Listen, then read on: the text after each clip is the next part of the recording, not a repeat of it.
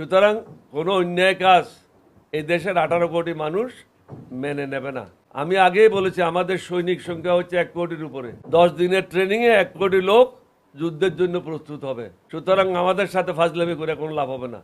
আপনাদের কাজ আপনারা করেন, আমাদের কাজ আমরা করি। আমাদের উপর মাতবরি করবেন না, আমাদের সাথে বন্ধুত্ব করেন, আমাদের জনগণের সাথে। সরকারের সাথে বন্ধুত্ব করলে কোনো লাভ হবে না। সরকার আসবে, সরকার যাবে। জনগণের সাথে সম্পর্ক করেন। ভারতের পেঁয়াজ এবং চাউল ছাড়া দিব্যি ভালোই চলছে বাংলাদেশ, কোনো অসুবিধা তো হচ্ছে না। ভারতের মুরগি ছাড়া তো বাংলাদেশ চলছে, ভারতের গরু ছাড়া তো বাংলাদেশ চলছে। সুতরাং ভারত থেকে আর গরু, মুরগি, আন্ডা এগুলি আনার কোনো প্রয়োজন নাই, চাউল আনার প্রয়োজন নাই। বিকল্প রাস্তা খুঁজে নেন, পেঁয়াজ আনার দরকার নাই।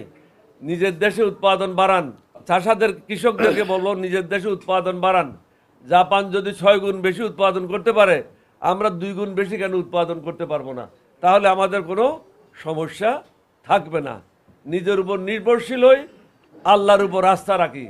আল্লাহর উপর যদি আস্থা থাকে, আমার রসুলের উপর যদি বিশ্বাস করি, তাহলে আমাদের কোনো সমস্যা থাকবে না ইনশাআল্লাহ। দুঃখজনক, যেমন আমি অত্যন্ত স্পষ্টভাবে বলি, আমি চট্টগ্রামে ছিলাম। আমার দলের অফিসের দায়িত্বে যিনি আছেন মাহবুব আমাকে একটা লেখা পাঠাইলেন। লেখাটা হলো, জামায়াতের আমির বলেছেন উনারাই দেশপ্রেমিক এবং আর্মি দেশপ্রেমিক। আমাকে জিজ্ঞাসা করলো, আপনি কি দেশপ্রেমিক না? আপনি তো মুক্তিযুদ্ধ শুরু করেছেন। আমি তাকে উত্তর দিলাম, প্রত্যেকটা জিনিসের উত্তর দিতে হয় না। জাতীয় রাজনীতি করতে গেলে অনেক জিনিসগুলি নীরবে সহ্য করতে হয়।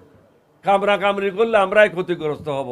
সরকার যারা আছে তাদের ক্ষমতা দীর্ঘায়িত হবে এবং হাসিনা ফিরে আসার পথ সুগম হবে। হাসিনা মানে হাসিনার লোটা বাহিনীরা আবার ফিরে আসবে।